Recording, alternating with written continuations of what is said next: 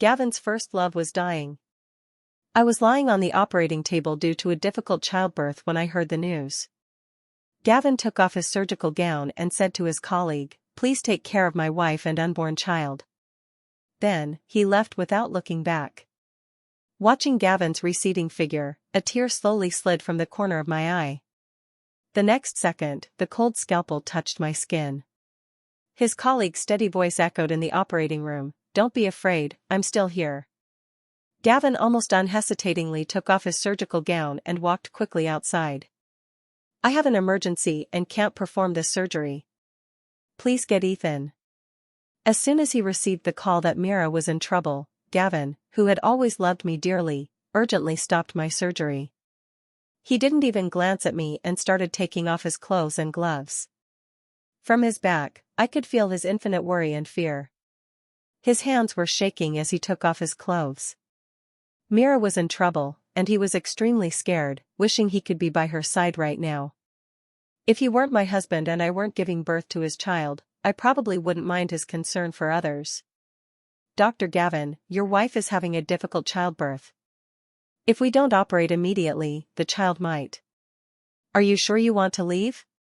The pain in my abdomen was surprisingly overshadowed by the pain in my heart. I got a moment to catch my breath. "Let him go. The surgery doesn't necessarily have to be done by him."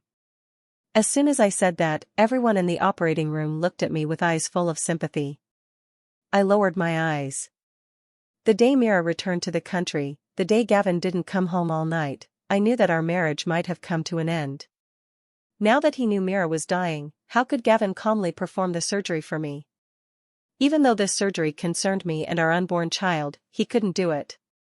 In that case, it was better to let him go. After all, entrusting my life to someone like that was quite frightening. As Gavin opened the door to leave the operating room, a tall figure brushed past him. It was his colleague, Ethan. "Please take care of Vivian and her unborn child. If I don't go now, I'll never forgive myself."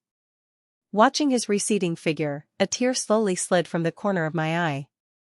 Vivian, how pitiful. The next second, the cold scalpel touched my skin. Ethan's steady voice echoed in the operating room, "Don't be afraid, I'm still here." The surgery lasted nearly 3 hours. In the end, the child couldn't be saved. I looked at the drizzling rain outside the window without saying a word. Ethan would check on me every half hour and specially arranged for a nurse to stay with me at all times.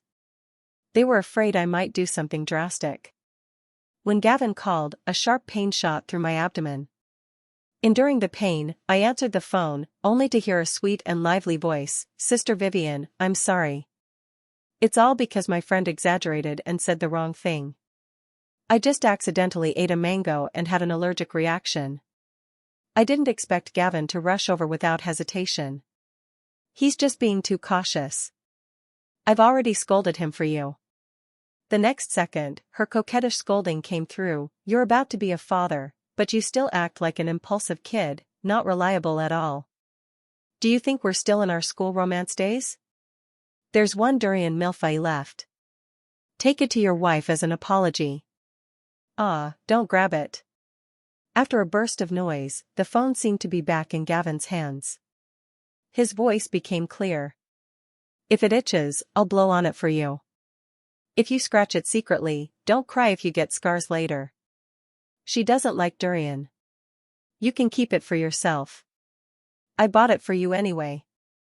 While Gavin was speaking, Mira's friend was complaining. "How is this my fault? I just said you accidentally ate a mango," and he anxiously asked for the address. "I don't want to be part of your little game. Please don't involve me." The pain in my lower abdomen suddenly became unbearable. It felt like a pair of hands were tearing at my flesh, trying to devour me. I opened my mouth to tell Gavin that the child was gone, but I swallowed the words back. Perhaps this was fate. A marriage that was hard to maintain couldn't provide a happy and complete family for the child. So, even the child didn't want to be born. I touched my already flat abdomen, gave a self-mocking smile, and hung up the phone without a word. After burying the child's ashes, I prepared to move to the arranged postpartum care center. When I was discharged, Gavin came to pick me up. As usual, I opened the back seat door. The scene inside made me freeze. Mira was resting her head on Gavin's lap, sleeping soundly, while Gavin was gently stroking her hair with a tenderness I had never seen before. Perhaps hearing the noise, Mira rubbed her eyes and sat up. Seeing me, she shyly patted Gavin's arm and said coquettishly, "Didn't I tell you to wake me up when we arrived?" Now I'd been seen like this by an outsider, how embarrassing. After saying that, she turned to look at me with a faint challenge in her eyes. "Sister-in-law, don't misunderstand. I was just too sleepy and borrowed Gavin's lap to rest on." Gavin reached out to adjust the slipped shoulder strap on her shoulder and coldly scolded, "Don't talk nonsense. It wouldn't be good if your sister-in-law misunderstands." Then he looked at me, "She's childish. She gets sleepy as soon as she gets in the car and ended up leaning on me while sleeping." He said it frankly, and I didn't doubt him. He had told me about Mira a long time ago, saying they were already in the past. But no one said the past couldn't become the future. I smiled and didn't respond. In the end, I sat in the front with the driver, while Gavin and Mira sat in the back. 5 minutes after the car started, Gavin seemed to remember the reason for picking me up today. He looked around and asked strangely, "Where's the child? Have you already sent him to the postpartum care center?" Hearing his question, my heart skipped a beat. In the rearview mirror, his expression was normal, as if he really didn't know that the child was gone. It was on the day he paused the surgery for his white moonlight. The child was gone. Dr. Ethan said that if it had been 10 minutes earlier, the child might have been saved. Thinking of this, an uncontrollable anger surged in my heart. I turned to the driver and shouted sternly, "Stop the car." After the car stopped, I turned to look at Mira, who was smiling and talking to Gavin. "Get out." Mira's face stiffened, and she forced a smile. "Sister-in-law, I said, get out." I interrupted her without waiting for her to finish. Seeing this, Mira bit her lip and looked at Gavin. "Gavin, it's all your fault. Sister-in-law seems angry with me." Gavin's expression remained unchanged. "Then we won't send you today." Mira was stunned, and the smile on her face almost disappeared. She didn't get up immediately and sat there for a long time. It was so long that Gavin opened his mouth several times while looking at me. I remained unmoved and instead opened the car door for her. "Miss Mira, please." Mira's expression changed several times, and finally, she got out of the car with red eyes. As soon as she left, I immediately told the driver to drive. Through the rearview mirror, I could see Gavin's unhappy expression and Mira, who accidentally twisted her ankle while getting out of the car. After the car had driven a long distance, Gavin slowly said, "I know you're angry at her because of the surgery. But it's completely unnecessary. After all, saving lives is my duty. She was in trouble at that time and Gavin, let's get a divorce." I was impatient with his long speech and directly stated my thoughts. Gavin suddenly sat up straight, frowning at me. "I know you've just given birth and your emotions are unstable. Let's talk about it when you're more stable. I'm on leave recently, so I can spend time with you and the child." I didn't look back at him, just gazed at the moving crowd outside the window. I suddenly didn't want to tell him about the child. Let him find out slowly in the future, it might be more stimulating. How wicked, I thought.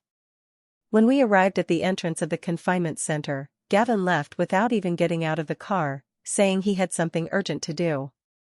I was in a trance as I watched the car disappear from my sight. My marriage to Gavin was an accident. It could be counted on one hand. At that time, Mira broke up with him because she was going abroad, and to spite her, he married me after only meeting me 5 times. I don't know when I fell in love with Gavin. By the time I realized it, we had been married for a year.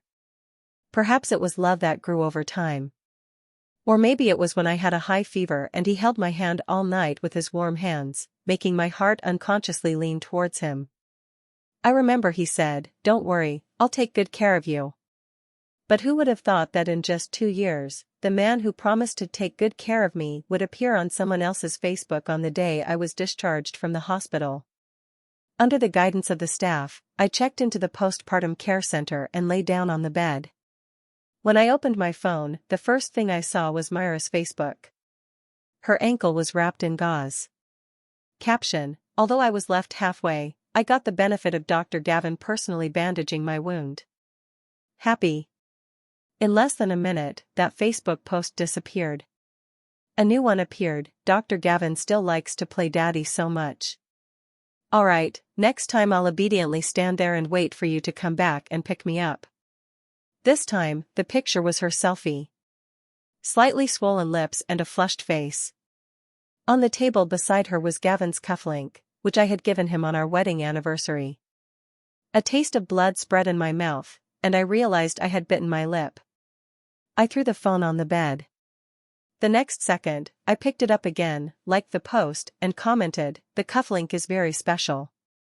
Then I turned off the phone and placed it on the bedside table.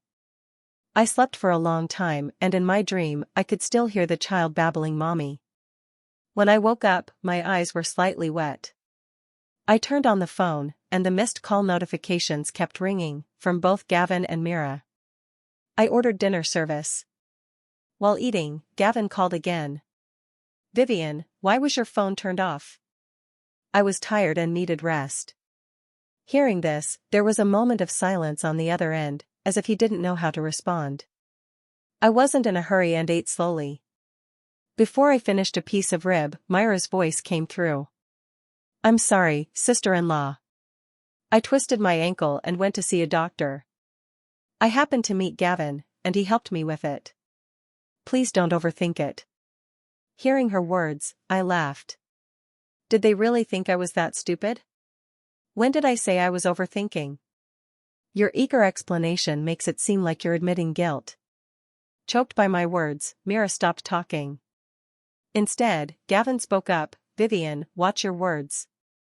Mira is just recording her life. If you don't like it, just don't look at it. There's no need to make things difficult for her." After saying that, perhaps feeling his tone was bad, he added, "Rest well at the postpartum care center. Later, I'll bring Vivian to see you and the child."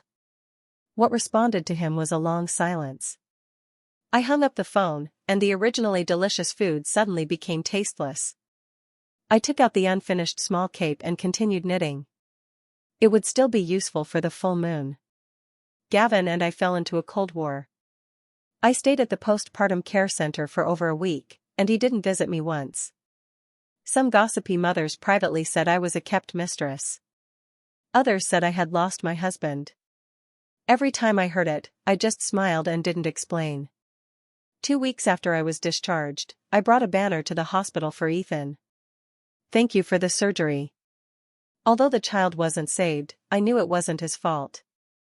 If he hadn't arrived in time, perhaps I wouldn't be standing here properly either. Ethan was wearing a mask, making it hard to see his expression. But from his eyes, I could see his apology. I smiled and handed him the banner, asking with a smile, "I've been sleeping poorly lately. Can you prescribe some medicine for me?" It was more than just poor sleep. I could hardly sleep at night. Every time I closed my eyes, I could hear the nurse's exclamations in the operating room, "The child isn't breathing. And that little purple face. How could I sleep?" Hearing this, Dr. Ethan nodded. Later, I asked Ethan for medicine several times. Over time, some rumors quietly emerged. I didn't care about these, and Ethan didn't say anything, but Gavin, whom I hadn't seen for a long time, was very concerned. He called, "Vivian, how long are you going to make a fuss? If you're sick, why don't you come to me? Why do you have to go to Ethan? Do you know how ugly those rumors are?" His voice was loud, and even without the speaker on, the angry tone was clear enough for everyone in the clinic to hear. I calmly retorted, "Aren't you on leave? Or has your leave ended?" Gavin fell silent. He had been accompanying Mira to her art exhibitions recently and was reluctant to leave. Mira recorded every stop of their trip on Facebook. After hanging up the phone, I smiled apologetically at Ethan.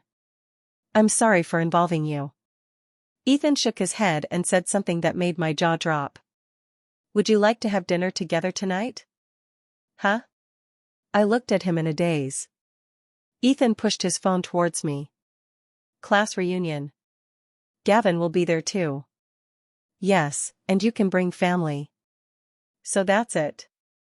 As family, it wouldn't be strange for me to attend the reunion. For some reason, I agreed. However, Gavin, who had clearly said in the group that he would attend the reunion, didn't show up. Seeing me alone, his old classmates looked at me with sympathy. During the meal, everyone tacitly avoided mentioning Gavin. Halfway through the meal, everyone's phones rang at the same time. Ethan was sitting next to me. His phone was on the table, and I saw the message at a glance. In the photo, Gavin was kissing a woman. The next second, the photo was retracted. At the same time, Gavin explained, "Sorry, my wife sent the wrong message." Suddenly, everyone's eyes were on me. No one spoke, and the atmosphere was extremely awkward. At the end of the reunion, a few female classmates who worked at the same hospital as Gavin came to comfort me. You've just lost your child. Take good rest during this time and don't overthink. I nodded silently. Since I went with Ethan, he also drove me back. I was still staying at the postpartum care center. When the car stopped at the entrance, I thanked Ethan and got out. As soon as I opened the car door, I saw Gavin standing not far away. Seeing me, he strode over. Vivian, do you know what you're doing? You're already a mother, and you're still thinking about seducing others. I'm telling you, if you dare to do anything out of line, you'll never see the child again in your life. It was the first time I saw Gavin so angry. His eyes were almost spitting fire. He grabbed my wrist tightly and pulled me out of Ethan's car. I struggled to shake off his hand and looked at him calmly. Don't touch me. Dr. Ethan and I are innocent. Gavin's eyes were full of doubt, obviously not believing my words. Looking at his angry face, I suddenly remembered the photo I saw while eating. I looked into his eyes and said mockingly, "We didn't kiss." What are you imagining? Whether it was guilt or fear, he backed down. He stepped back a few paces, checked his phone, and after confirming that I wasn't in that classmate group, he glared at me again. While he was checking, I embarrassedly thanked Ethan. Dr. Ethan, thank you for sending me back. Be safe on your way back. After Ethan left, I turned and walked towards the postpartum care center. Suddenly, Gavin reached out and grabbed me. Vivian, let's talk. Before he could finish, I slapped him hard. The crisp sound of the slap attracted the attention of the front desk staff. Gavin, get out of my sight. I feel disgusted just looking at you. And about the divorce, you'd better agree quickly. Don't force me to sue you in court. After saying these two sentences, I turned and left without looking back. After that day, the rumors about me at the postpartum care center changed. After discovering her husband's affair, she angrily aborted the child and pursued freedom as a strong woman. I accepted this gladly. Although it was somewhat different from the truth, I did want to pursue freedom. But Gavin obviously didn't. After that day, he took the initiative to end the Cold War and wanted to come to the postpartum care center to take care of me, but I refused. After that, he called and texted me every day using the child as an excuse. Vivian, I haven't seen the baby yet. Take some photos and send them to me. Vivian, Mom and Dad overseas also miss their grandchild. Take some videos and send them to them. Vivian, for the sake of the baby, let's make up. Vivian. I laughed with tears more than once. Where did we have a baby? As a father and a doctor, he still didn't know the truth. It was ridiculous. After staying at the postpartum care center for a month, I moved back home. On the day I returned, Gavin took a special leave.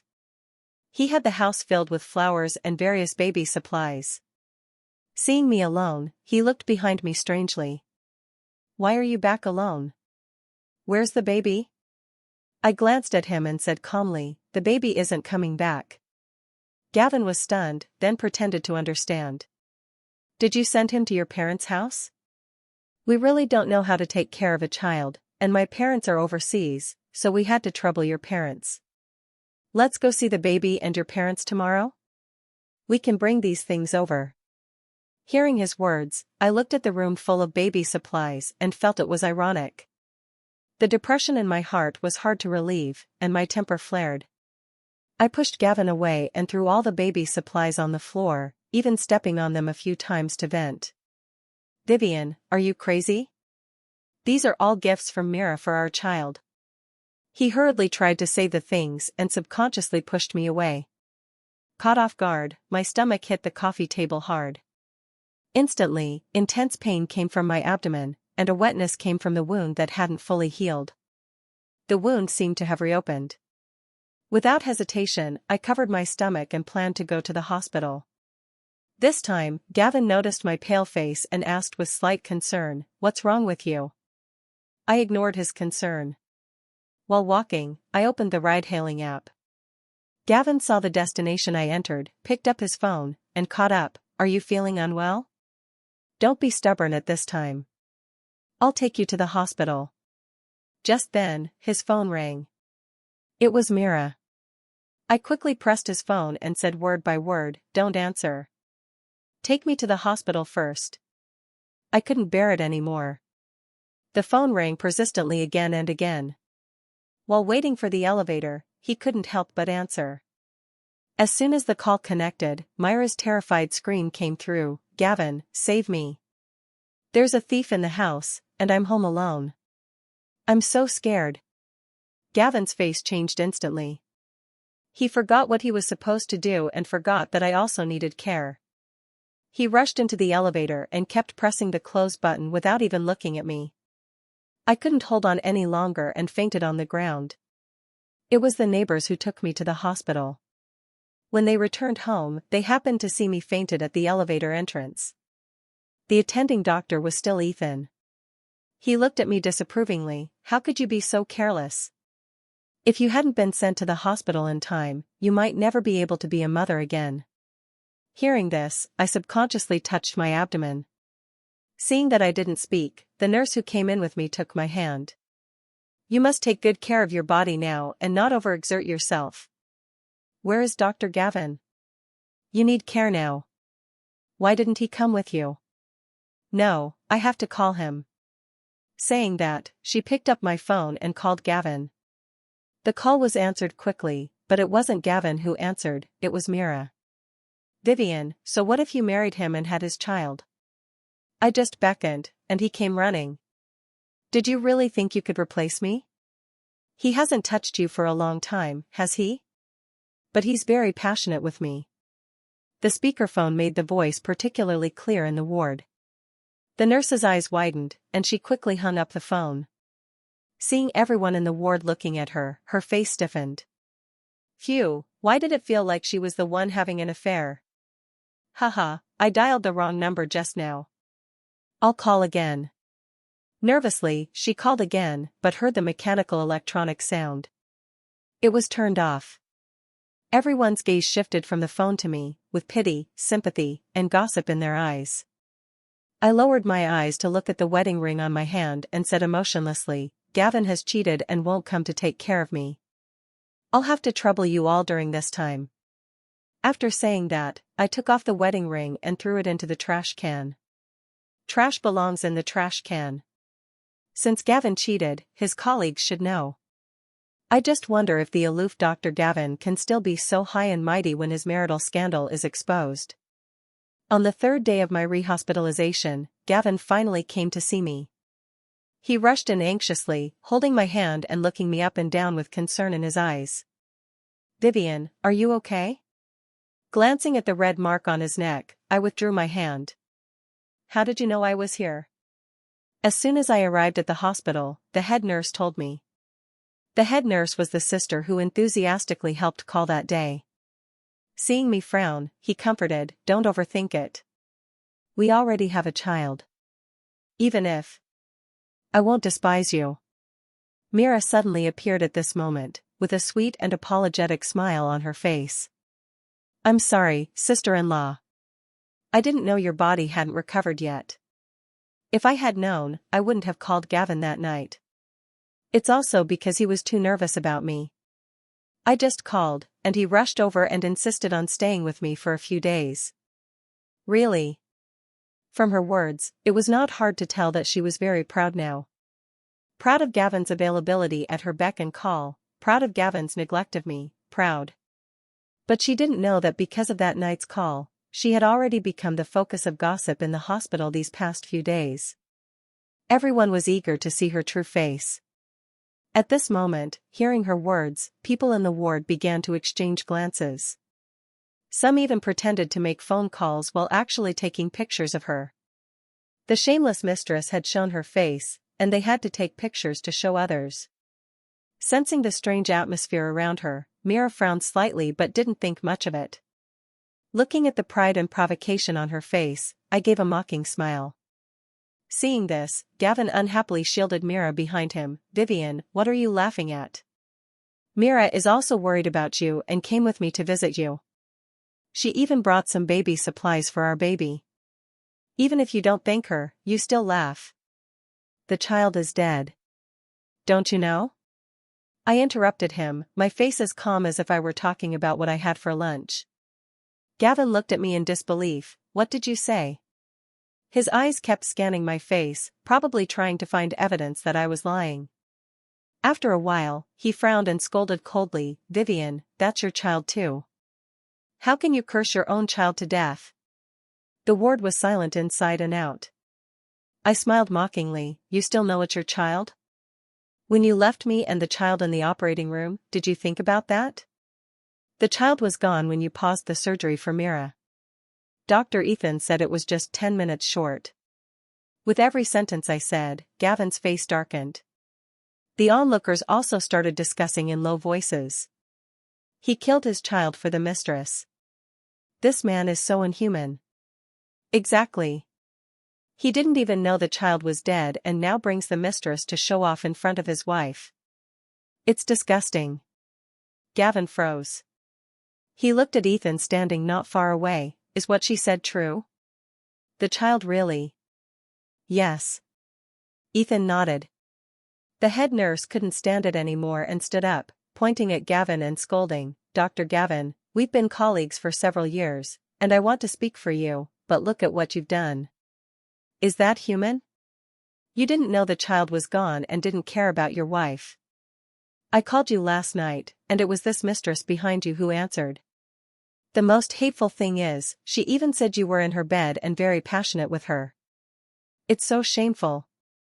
How can you be a husband and a father? After the head nurse finished, everyone present that night stood up to echo her. For a moment, the whole room was in an uproar. Gavin stiffly turned his head to look at Mira, with emotions in his eyes that I couldn't understand. Mira's face was pale, feeling that everyone around was pointing at her. She waved her hands in panic, explaining, no, I didn't. They're ganging up to frame me. Gavin, you believe me, right? Whether Gavin believed her or not, I didn't know.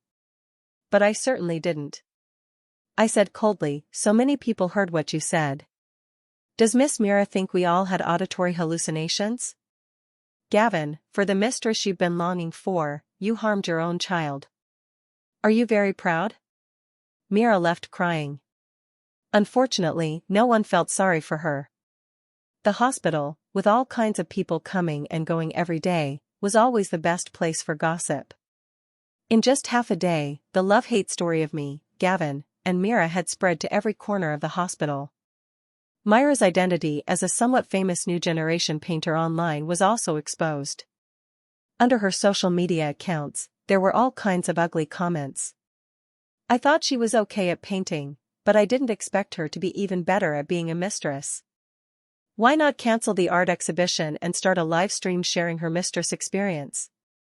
I'll definitely go throw a rotten egg. When I went to the art exhibition, I saw the mistress and that man. She even said he was her husband.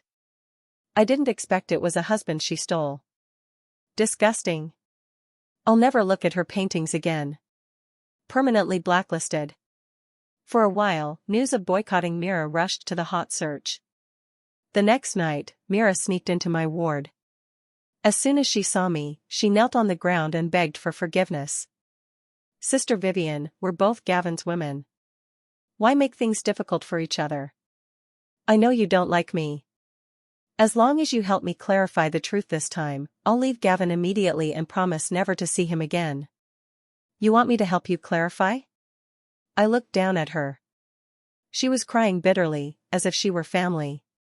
Please, help me this once, just once. You don't have to do anything, just say I didn't say those words. I'll find a reporter myself. Hearing her words, I almost wanted to applaud her. I bent down and patted her pitiful face, saying calmly, Mira, do you really think I don't dare to hit you? Without waiting for her reaction, I grabbed her hair and dragged her out. I dragged her all the way to the hospital lobby. Miss Mira, if you and Gavin are in love, I can let you have him, but please don't harass me anymore.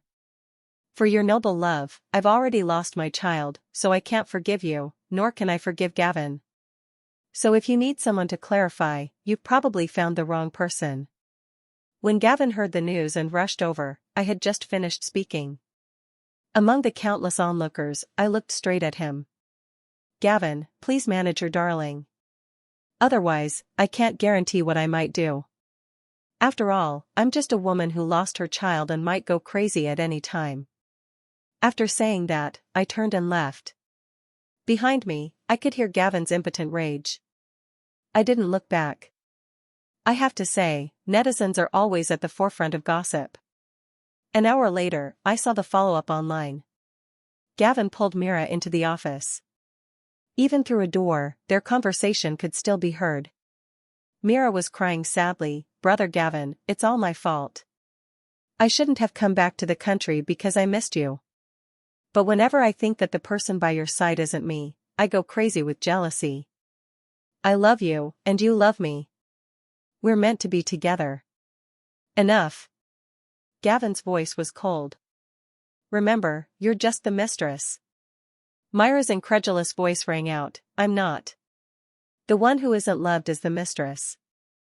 You love me. The mistress should be that woman Vivian. When did I say I love you? Between you and me, isn't it just for desire? The one I love has always been only my wife. I never knew Gavin had such a harsh side.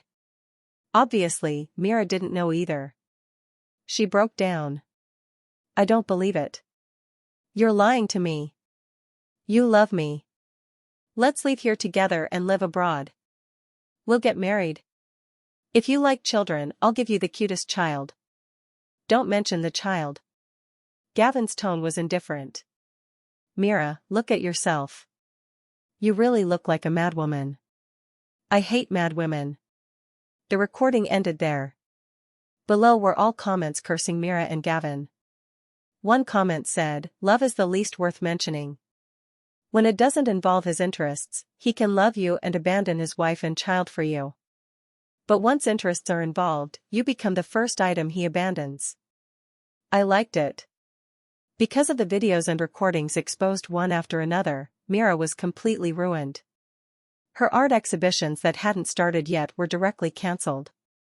Merchants and publishers who had cooperated with her blocked her doorstep every day, demanding compensation for the losses caused by the breach of contract. I heard she tried to find Gavin several times but was turned away. Obviously, she was abandoned. For his own sake. At first, I could still receive her texts begging for forgiveness, which later turned into curses and maledictions. After blocking her several times, I never received any news about Mira again. Nor did I see her again. On the day I was discharged, Gavin appeared at the hospital entrance looking haggard. He looked at me with pleading eyes. Vivian, get in the car first. I'll take you home. I glanced at him, walked over, and threw the divorce agreement in Gavin's face. Sorry, I feel disgusted just seeing you. Please don't appear in front of me. By the way, you cheated first, so you're at fault. I hope you can leave with nothing. Don't object. I don't want us to make each other unhappy. Gavin let the divorce agreement hit his face without dodging. Just as I was about to turn and leave, he knelt down with a thud. "Wife, I know I was wrong. Please forgive me this once. I'm sorry about the child. I know you're very angry. You can hit me or scold me, but please don't divorce me, okay? I really can't live without you. We'll have children again in the future, I promise. We'll have 1, no, 3 children. As many as you like. Mira has been sent abroad by me. She'll never appear in front of you again in her life, I swear. Wife, I've already lost the child. I can't lose you too." He spoke with such sincerity, coupled with his scruffy beard and thin figure, that he attracted sympathy from many uninformed people. "I heard someone say he was affectionate?" I smiled. I didn't expect that the one who betrayed love first could transform into a synonym for affectionate. He continued, "Vivian, do you remember on our first wedding anniversary, you spent hours looking for the cake I loved, and didn't come home until after 9 in the evening?" I looked calm. "I didn't forget. That day you said you wanted fresh durian millefeuille, and I went to buy it specially. How could I forget?" Later, I found out that the durian millefeuille was Mira's favorite. Gavin's eyes were nostalgic. "You don't know how moved I was at that time. From that day on, I decided in my heart that you are my only wife in this life. And enough." I looked at him with some impatience. "Gavin, I don't want to hear you reminisce about the past. We're not in a TV drama where we can rewind. When you were entangled with Mira, all the beautiful memories turned into swords that killed me, and I was the one you killed. The moment the child was gone, I died, and our memories died too." I no longer looked at his face, which was contorted with pain. "We've been husband and wife, so let's leave each other some dignity." After saying that, I didn't stay any longer. Someone nearby recognized Gavin and pointed at him, talking about his glorious deeds. The month I got the divorce certificate, Gavin was fired by the hospital. Originally, it was just a matter of conduct, and the hospital suspended him. But the incident of him pausing the surgery for Mira was exposed online, and netizens began to attack him and his hospital indiscriminately. In the end, the hospital couldn't withstand the pressure and fired him. He came to our old home to look for me a few times, but I didn't see him. Later, I got annoyed. It happened that my self-media had achieved some success, and I planned to go back to my hometown to help the elderly left in the village bring their agricultural products out of the mountains. So I sold the house and took my parents back to live in my hometown. After knowing that I had left, Gavin pestered the buyer many times to ask about my whereabouts, but to no avail. Life in the countryside was monotonous but also beautiful. On rainy days, I followed the village elders to pick wild mushrooms in the mountains, which was wonderful. I tried to record these beautiful moments on my self-media account and received good feedback. In the 3rd month after moving back to my hometown, I helped the villagers sell their first agricultural product, a box of free-range eggs. It only sold for 50 yuan. But I knew this road was long, and I could walk it for a long time. The last time I heard news about Gavin was a year later. A good friend got married, and I returned to Suching. While attending the wedding banquet, I happened to hear the discussion at the next table. Gavin had a car accident while out drinking. When he was sent to the hospital for emergency treatment, the doctor and nurse happened to be arguing, and the doctor left angrily. The surgery was interrupted for 2 hours. It was during those 2 hours that his leg couldn't be saved, and he would spend the rest of his life in a wheelchair. Sigh, I heard he's almost gone mad now, smashing things at home all day. The caregivers have changed several times. I say he deserves it. I heard his child died because he paused the surgery. Now it's karma. I turned back to look at the girl speaking. I didn't know her. Shaking my head, I stopped listening to the gossip behind me and looked at my happy friend on the stage. The past is already past. My life now is good and happy. As for the past pains, I haven't forgotten them, I've just hidden them in my heart.